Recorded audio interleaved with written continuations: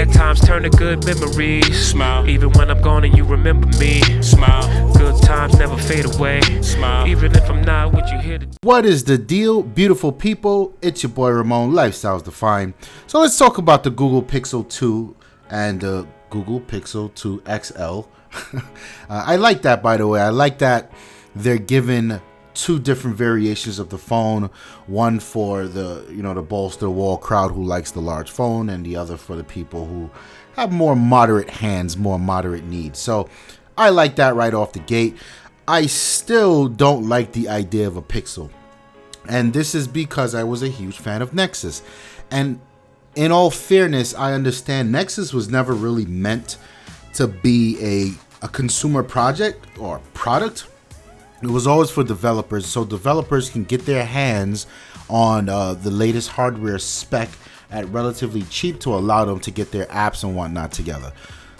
I get it. And then somewhere along the line, it become mainstream. And then after that, with Samsung and their terrible UI and a lot of other OEMs, the Nexus was the best way to experience Android at a premium, meaning there was no crazy UI and launchers, and you just got to have pure Google, and that became an experience that everyone sort of valued. So when thinking about the Pixel, I do respect what it is, but I miss the days when the Nexus would come out and it would only cost $500. This thing here is a whole different animal, and I get it, right? I've always said this with Microsoft. If you want to compete with Apple, you need to start at the price point, because the price point denotes premium, and that's what people want. People have no problem paying $800-900 for a phone if they think, oh, it's a $900 phone, it's got to be good, it's got to be premium, But if you charge $400 for a phone, the first thing someone's going to ask you is, what's wrong with it? Why is it this cheap? So, different conversation. Back to the Pixel XL2, the Pixel 2 XL and the Pixel 2. My God, I'm just gonna say Pixel from now on. Starting off at the design, I think it's fine. It's not the most attractive phone on the market.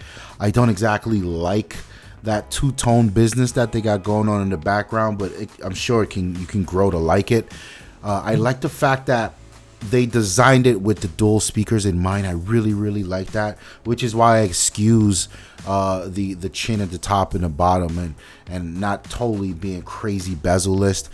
And you could be spoiled by Samsung's design and Apple's new foray into the bezel-less market, but it's still an attractive phone. And I think after owning the Nexus 6P, that phone taught me something. I would see that phone in pictures and videos, and I'm just like, oh my God, that thing is hideous. And then I got my hands on it, and it was my daily driver for about 6 or 7 months. And the thing to remember here is, it doesn't matter what it looks like. If you're picking it up every day, you're using it, whatever it is, the little things nitpick that you don't like, it goes away. It just becomes a tool at the end of the day. So even the sexier phones, right? Even like my Galaxy S8 Plus. I mean, to me, it's still the best design on the market, even better than the Note, because I like how rounded it is. A little more rounded than the Note. And it all faded away. It's just my phone now. It's not this super sexy, super sleek thing that I put on the table and everyone comes in, oh my God, what's that? Like, no, it's just my phone now. So coming down to the specs, the XL has got a 6-inch display with it's a POLED. I don't know what the P means. A POLED Quad HD resolution, 6 inches. Kudos to them. Then there's a smaller version with a 5-inch display, AMOLED, of course, and 1080p.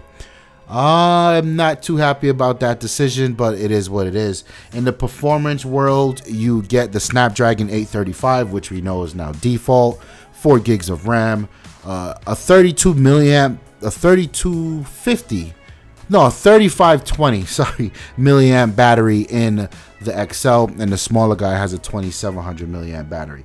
So maybe that 1080p display in the smaller guy, coupled with the smaller battery, can still give you some decent battery life. And we know as going forward, Android is Google's been attacking a lot of the underworkings of Android and how it kills apps and all of this before they get to run wild and use up the CPU and use up battery. So I think it should be okay.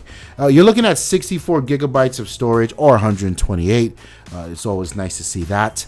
It's got the IP67 rating.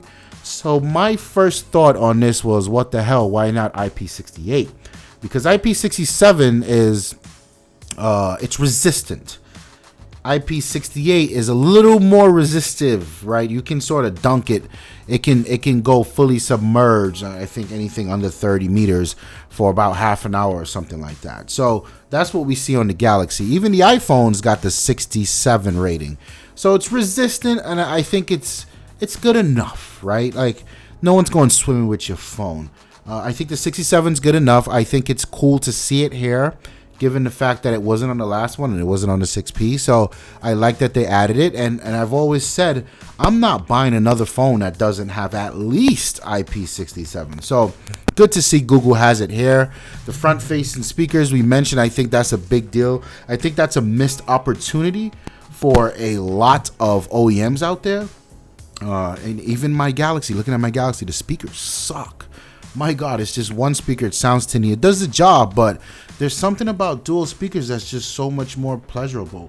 And I wish they would take that further. Like, if you look at the iPad, I don't know if any of you guys got a chance to play with the iPad Pro and how they've got the 4 speakers around the corner of the device. My God, what an amazing experience. It's really something to that. So more speakers, the better. That's where I'm coming in.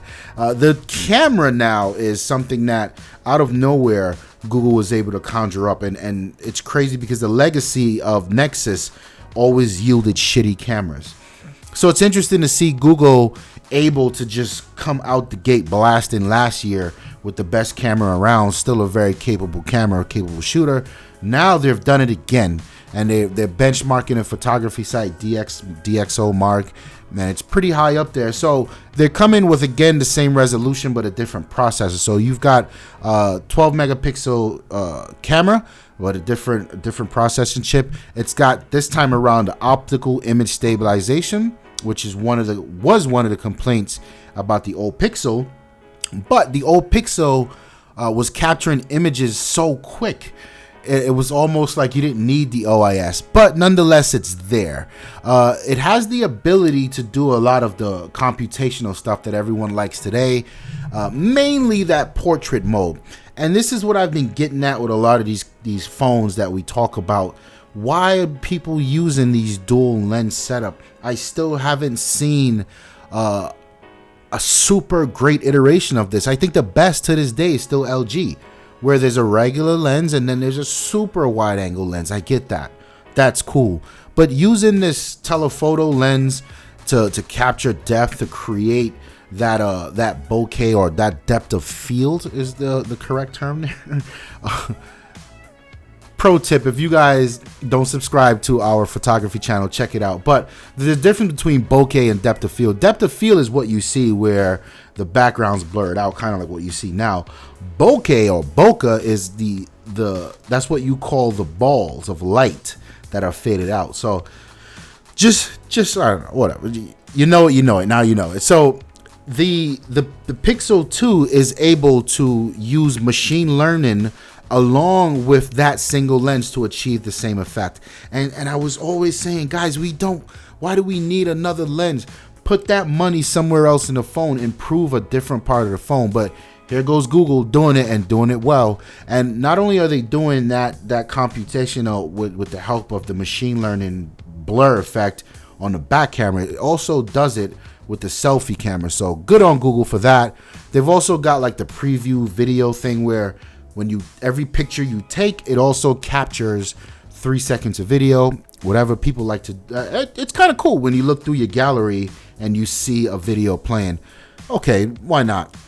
The OIS comes in big time when talking about video, because again, the last Pixel did not have OIS, so they relied heavy on software stabilization for video.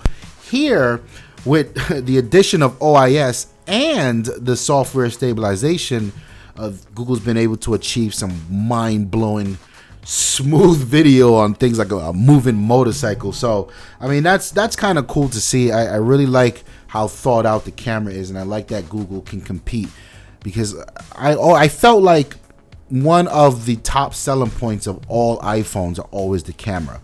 And it's not so much that people were attached to Apple, they just wanted the best camera. And it's good to see Google finally figured out a way to just compete. And by compete, I don't mean having a good camera. I mean, no, when it's your turn on stage, by the time you get off that stage, you now have the best camera on the market, right? It's okay to get leapfrogged, but when it's your time to show up, you better be the best at it. And that's what Google does. Rounding out the features, there's this always on listening thing that's happening here. The same mechanism that is launched on your phone. You're saying, okay, Google is now always listening to a song that's playing, and it can display on the bottom of the always on display the name of the song. I think that's cool because I've been in that situation many times. I'm a foodie. I like to go out and eat. I'm always out and about. So I think that's cool. I hope not a lot of effort went into this. Like, you could have been doing something better, right? But I think it's dope that it's there, and hopefully it's a gateway to some other always on listening things that I can't think of right now. But whatever. That in itself is cool. There's they moved the search bar from the top to the bottom, and they say it's better to get with your better to reach it with your thumb. So I thought that was cool as well. There's some I guess you can say dynamic wallpapers, and that's cool as well. But the number one feature that really stands out about the Pixel, aside from the specs, and so far it's been a very boring device, but this is what makes it stands out. It's this squeeze technology that HTC had in the HTC U's, where you squeeze the side of the phone. It's a sensor there that actually launches something, and in this case it launches the Google Assistant. Now, from everything I'm reading and I'm seeing, Google is not going to allow you to change the ability to launch something other than the Google Assistant, which I think sucks. It'd be nice to squeeze the thing to launch the camera, or maybe Instagram or Facebook, however you get your thrills, maybe Tinder for some of you. Quick access, son, what can you say? So that would be cool, but I mean, we'll see. I'm sure there'll be plenty of apps coming along, just like they did for Samsung. I don't think Google will be blocking them, but you should be able to remap that when the developers get their hands on it. All in all, I don't see anything that's super. I don't see anything that makes this phone stand out from the crowd, other than the fact that if you really value that default Android experience, this is a hell of a phone to experience it on. I like the fact that it's in two flavors for two different people, right? Small hands, large hands. I like the fact that they've got the little squeeze gimmick in there. Although that is a little worrisome. Is it really a gimmick? Because if you look at the things Apple does, some things, everything they introduce is here to stay. And I say this in a time where Touch ID is no more. And now you have Face ID. But you get what I'm saying. Every feature you introduce is a meaningful feature, and it will be a part of your hardware going forward. So now I'm a little worried. Like, what does it feel like when Google next year comes out with the Pixel 3 and it doesn't have this squeeze feature? You know, is that a good thing? Or maybe it'll always have the squeeze feature. They just acquired HTC, right? So they've got what they need to make that work. I don't know. We'll see. I think the Pixel's dope. I still think it's too goddamn expensive. Not let me back up. It's not expensive for the specs that it is and what you get. It's expensive knowing that I'm a huge Nexus fan. This thing should have been $500. We would have been flipping the roof. It would have been hard to get, and it's still worth the money. I think it's. Would I get this over my S8 Plus? Probably. I think so. Would I get it over a Note 8? Probably. Yeah. I mean, it's got its reasons to exist. Namely, if you've ever been burned by Samsung or any of the other OEMs and you still can't stomach iOS, then I think the Pixel's a good place to land. So I want to hear what you guys think. leave your comments down below, and I'll be trolling down there. I like to reply to a lot of you guys. Like the video if you like it, and don't forget to subscribe. We got plenty more coming. My name is Ramon. I'm out of here. Peace. Well, I guess, and the reason we started Lifestyles Defined is because if we weren't on camera arguing about these things, the technologies, the phones, the iPhones, the Androids, the cameras, the games, we'd be on the phone arguing about it. We'd be in each other's houses arguing about it. So why not just put it in front of a camera for everyone to enjoy it the way we do? That's what Lifestyles Defined is all about. We just